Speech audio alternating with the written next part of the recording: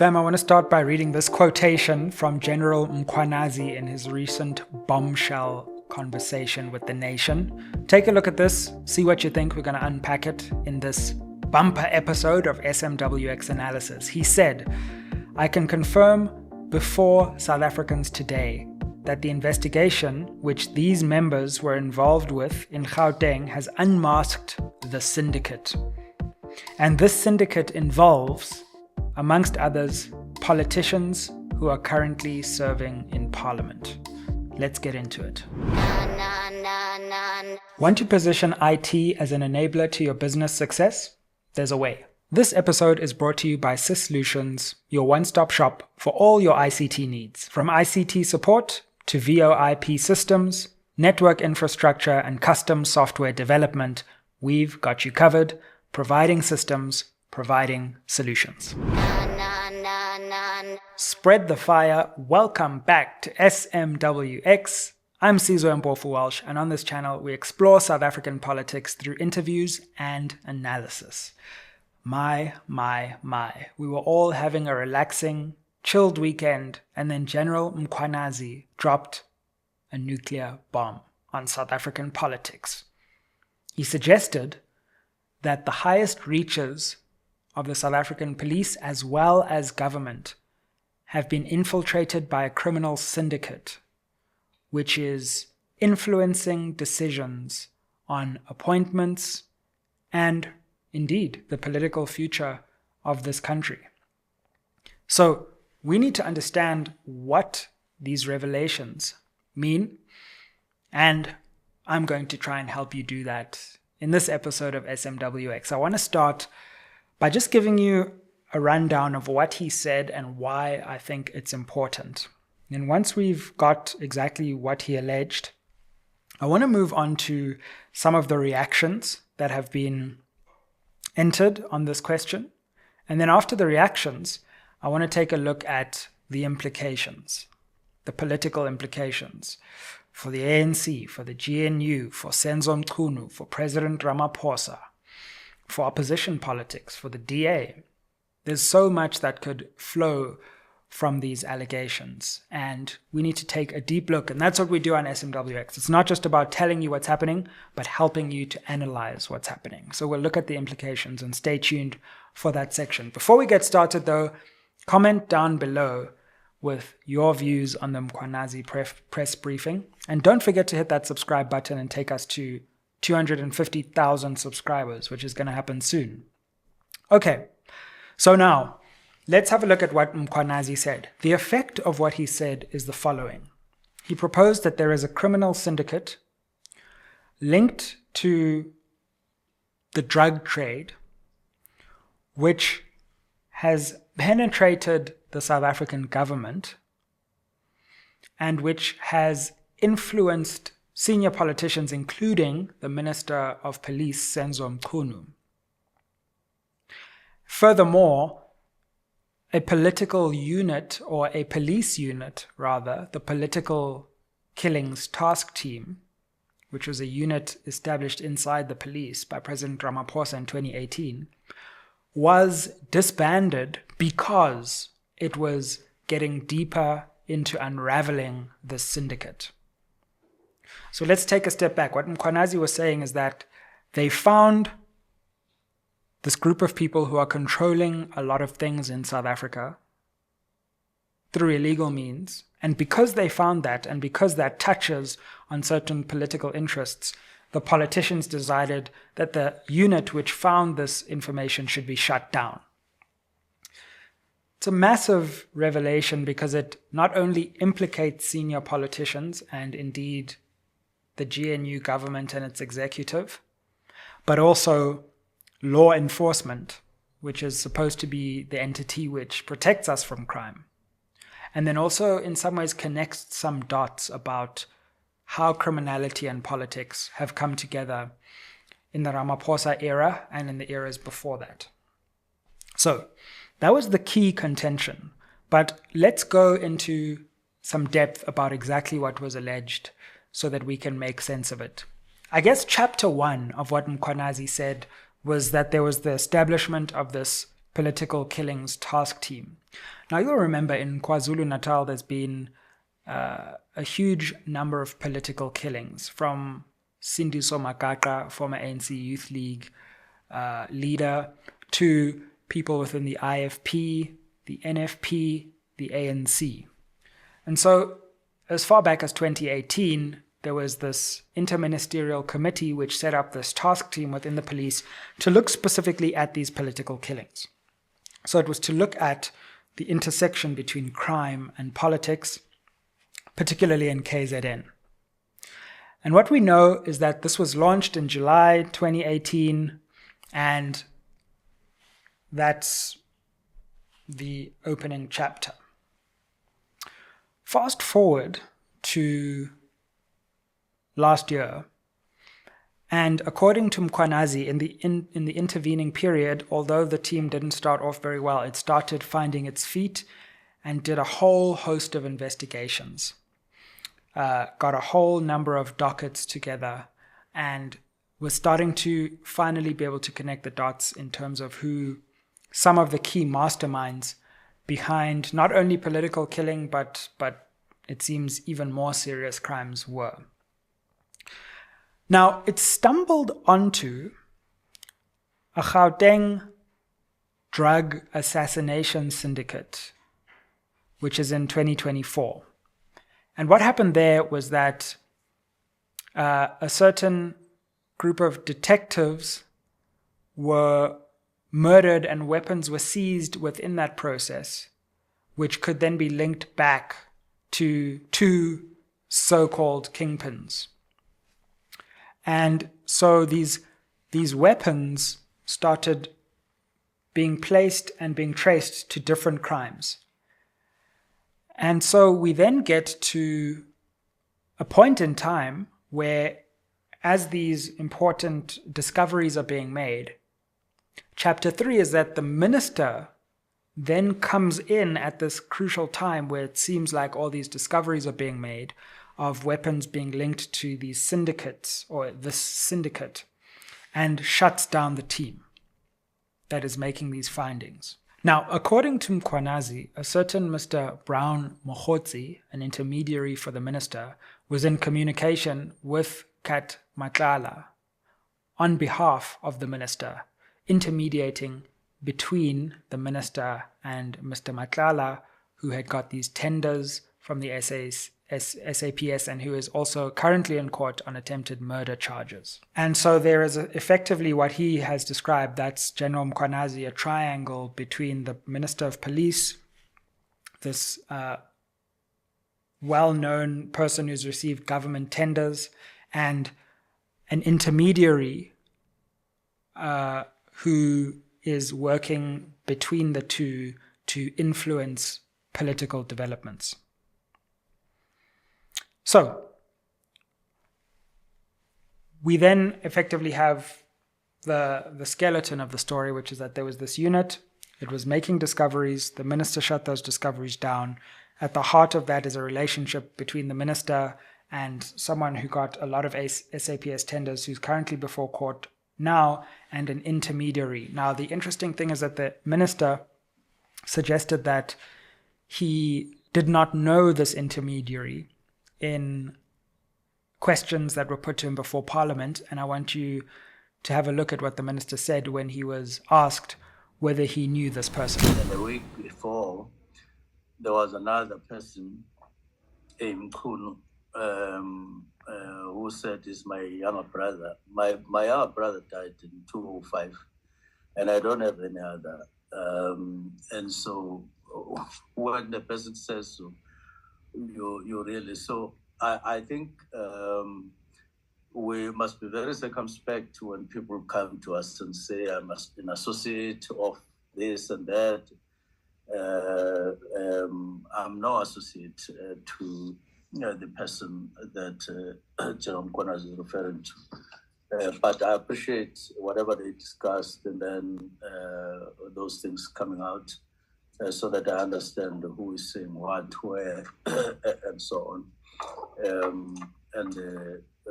I do know that possibly all of us, including you, Che, you would have at one point or the other somebody claiming that they are your associate. It does happen. But other than that, thank you very much. So that's Senzo Mchunu talking about Brown Mokgotsi, who is this intermediary who worked between the minister and Mr. Nhlanhla, who got the tenders and is currently before court on attempted murder charges. So, you can go into the Mkhwanazi briefing in more detail and you can check exactly the chronology of what he says. But these are the revelations that have been put forward by Mkhwanazi, or at least the information or the allegations that have been offered. So now I want to come to what some of the reactions have been. Now, Fikile Mbalula has reacted twice already. First, late night on ENCA with Heidi Jokos, where he seemed to come out against Mkhwanazi in a way and say that, no, this kind of evidences a banana republic, and seemed to suggest that it was wrong for a provincial commissioner to say this kind of thing. Later today, he seems to have walked that back and actually says, look, these allegations are serious. The ANC cares deeply about them and will stand on the side of the truth wherever that's coming from. So he didn't move against Mkhwanazi, which I thought was an interesting moderation of the position from earlier in the night. The president has come out and he has suggested to the SABC that he will come back and he will think about these issues. And again, he has expressed his tone at the seriousness of these allegations. Let me just explore these before I come to some other reactions. It's not really good enough to say that these are very serious allegations. Yeah, we know they're serious. The question is, what are you doing about the serious allegations? And one problem that President Ramaphosa has is he's already shown us he can be decisive because he fired a DA minister for an international trip. So he's now put himself in a difficult position because if he doesn't move quickly on Senzo Mchunu, one of his key political allies, he's going to look like he's protecting one of his close confidants when he is dealing decisively with other members of parties that he is in coalition with. Similarly, the ANC, again, doesn't have much credibility to talk about this because it's one of their ministers, yet again, who is in the crosshairs of very grave allegations. And so it's not looking good for the ANC, it's not looking good for President Ramaphosa, but I'm going to get into that in more detail in the implications section. Now, the EFF, I want to play you a clip from Julius Malema. This is actually before this revelation, but take a look at what he had to say because I think this is interesting. What they have effectively said is, this is serious. There is a criminal syndicate that has penetrated the government and we need to take it seriously. Here's what Malema said that I want you to take heed of though. We don't have to harass Mkhwanazi. We have to protect Mkhwanazi and protect every policeman who fights criminals toe for toe, like Mkhwanazi is doing. South Africa should never be a home of criminals. South Africa should be a peaceful home. Here in Sharpeville, our children must be able to walk the streets of Sharpeville without being scared of being raped. We want another Mkhwanazi in Sharpeville. We want another Mkhwanazi in the Eastern Cape, in the Western Cape, in the whole of South Africa. We need committed policemen like Mkhwanazi, and we as a nation must protect the good police because they will look after us. So there you have Julius Malema saying that Mkhwanazi was on the brink of arresting Senzo Mchunu, and that's why sections of the police are moving to implicate Mkhwanazi in wrongdoing. So you see, we've got this crazy situation where different parts of the law enforcement machinery are at war with each other. And one minute Mkhwanazi is going to arrest Mchunu, and then the next minute Mchunu implicates Mkhwanazi. And all the while, in the background, at least for these politicians, Crime is spiraling out of control. Crime intelligence is losing what little influence it had in understanding and stomping out crime in South Africa. And South Africans are losing confidence in the government's ability to stem the historically and disproportionately high rates of violent crime in our society. I had an interview with Justice Edwin Cameron, who is the inspecting judge of prisons, on this show, and he pointed out that murder rates from about 2011, when they had come down, till about 2018 had doubled from, in the mid-teens to the high 20,000s every year. So we've got a serious problem. In war zones across the world, not as many people die as those who are murdered in South Africa every year. So we've got this crisis, and you would think that politicians would be on a stampede trying to solve the crisis, but instead we've got them implicated in the crisis. The MK party had an interesting reaction for me because they came out strongly in support of Mkhwanazi. They said he has their full support, which is interesting to me because Mkhwanazi had some brushes with Zuma in the early 20 teens, but MK has come out in support of Mkhwanazi. So I find that fascinating, and again, that will only deepen the crisis within the ANC at the moment. So the two main opposition parties, because the DA is in government, the EFF and MK, have come out quite strongly and categorically for Mkhwanazi.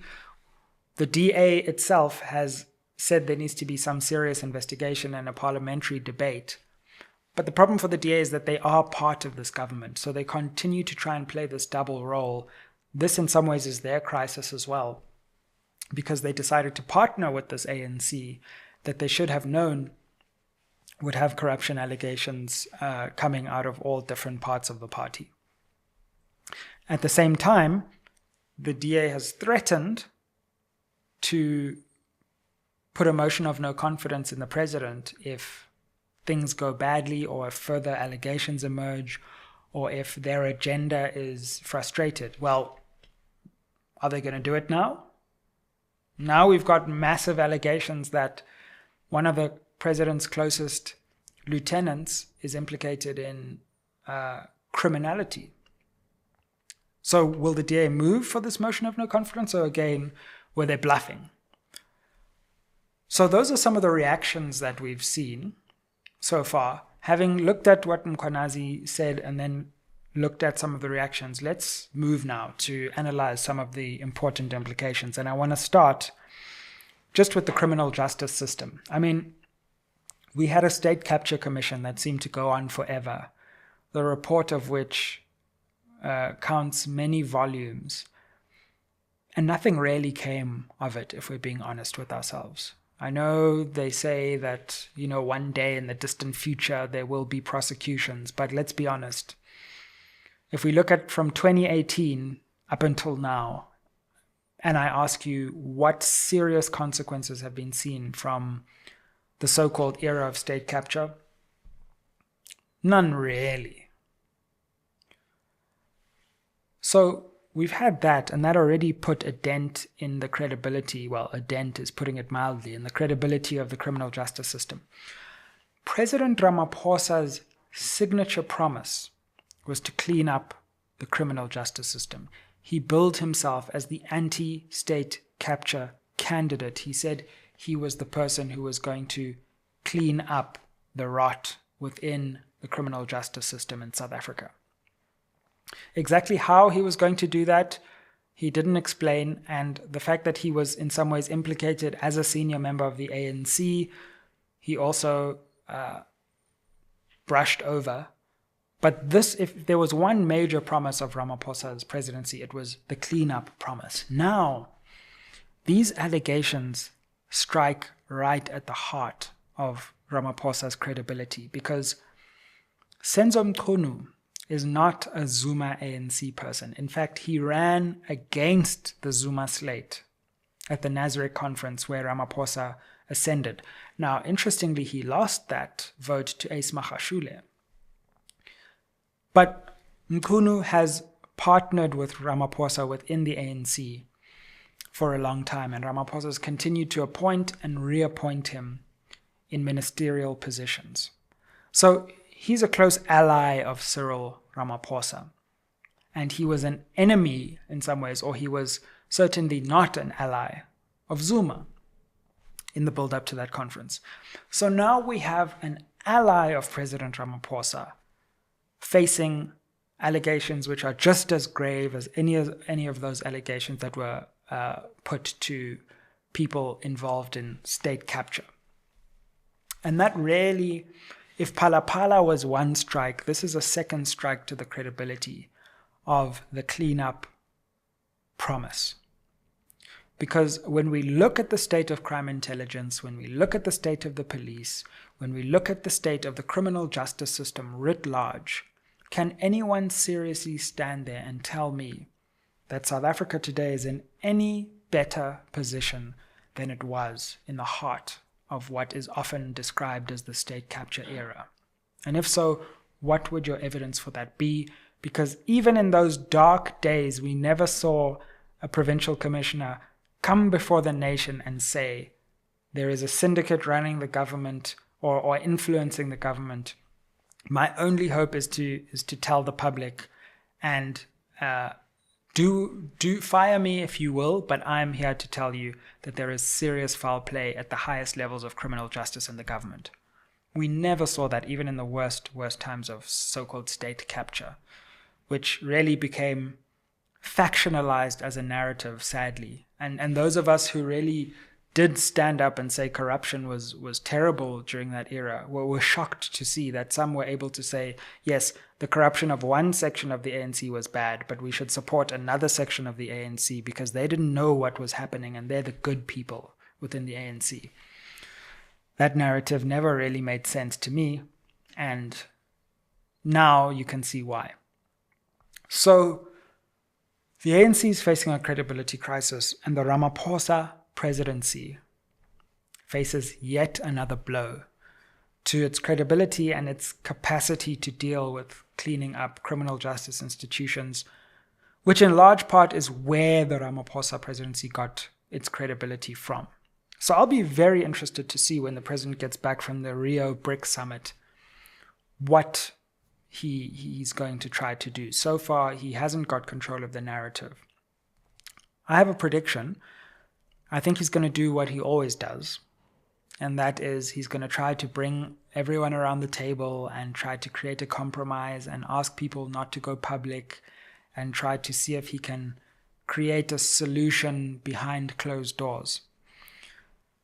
But given the seriousness of the revelations, I'm not sure whether that strategy will work. As for Senzo Mchunu, Minister Senzo Mchunu, I mean, he urgently needs to refute these allegations and provide evidence in refutation of these allegations. If he doesn't, this kind of narrative can grow legs and can actually destroy his political credibility. Now, I believe Senzo Mchunu is a very important player up until this point in the ANC's leadership race. And I believe, and I've heard it from sources within the ANC, that Mchunu has ambitions to lead the party, or at least be one of the party's key leaders. We know he already ran for SG, but his ambitions don't end there. So these allegations have the capacity to derail his leadership ambitions within the party. Look, however, I hasten to add that corruption allegations have never been an impediment to rising through the ranks of the ANC. Maybe they will just, history will repeat itself.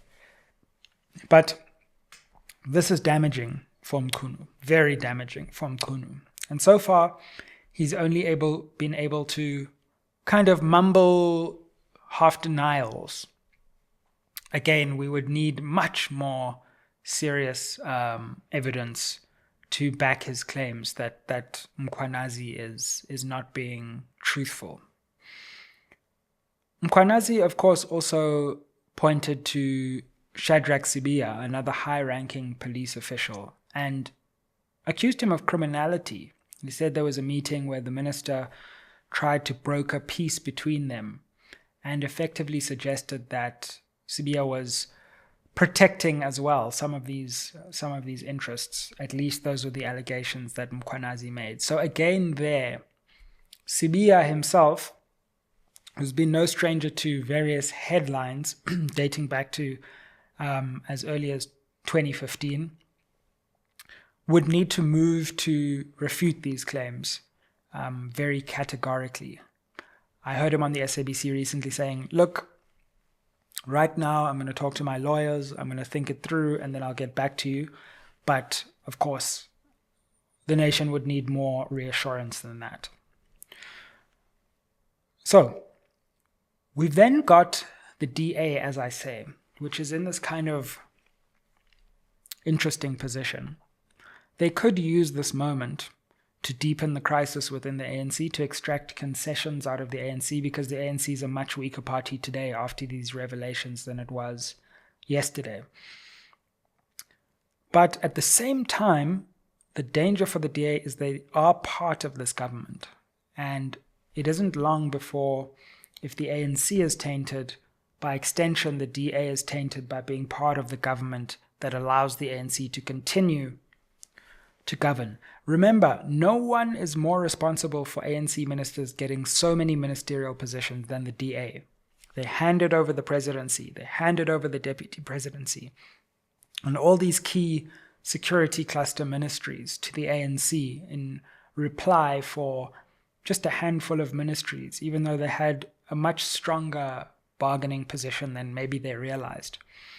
So they have given us back the ANC with a lot of power, even though the ANC is their arch political enemy. And so they're in this complicated and ambiguous position right now.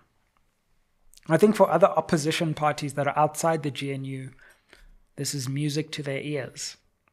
This is an opportunity to exploit divisions within the ANC, and it's an opportunity to say, this is the kind of corruption that needs to be rooted out, and the only way to root out this kind of corruption is to uproot the ANC from power itself, not to put it back into power via a coalition. So it's clear that this will send some political shockwaves through the system. Mkhwanazi also called into question all aspects of the criminal justice system, the judiciary, which I found flabbergasting, the prosecuting authority, the police, and parliamentarians, members of cabinet.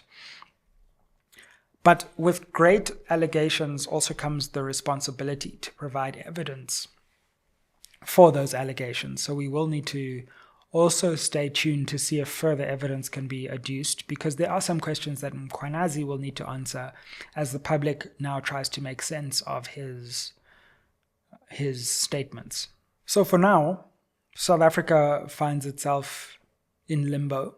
We've got some of the most serious allegations you can imagine that have been made against high-ranking members of the government, and we as a country need to sit back and ask ourselves, where to from here?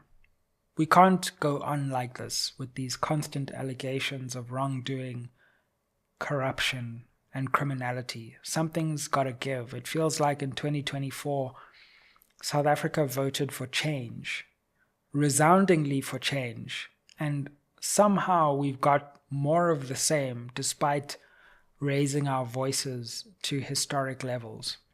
And if the president can't get serious about this, if the Minister of Police can't provide answers to this, if these allegations continue to fester or worse, get swept under the carpet, then I get the sense South Africans are very tired, and the positions that these people hold could be more fragile than they realize. I must say one thing as we conclude. Can we please not have a commission of inquiry to look into this? I am done with commissions of inquiry. You're telling me we're going to get someone to look at this, and then the lawyers are going to come, and then the media is going to go there, and then there's going to be this long thing that gets live streamed, and then 3 years later a report is going to be released, and by the time the report's released, the urgency in the situation is no longer there, and the report is going to say, you know what? I think we need to investigate further, and that's where it's going to end. We can't do that. We need a president right now who fires who needs to be fired, who hires who needs to be hired, and who takes control of the justice system and drives it in a direction no matter what the internal political consequences are in his party.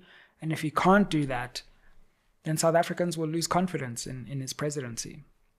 And unfortunately, up to this point, it feels as if this delicate balancing act of internal ANC politics within the criminal justice system as well has just led to the reproduction of the problem in a more serious form.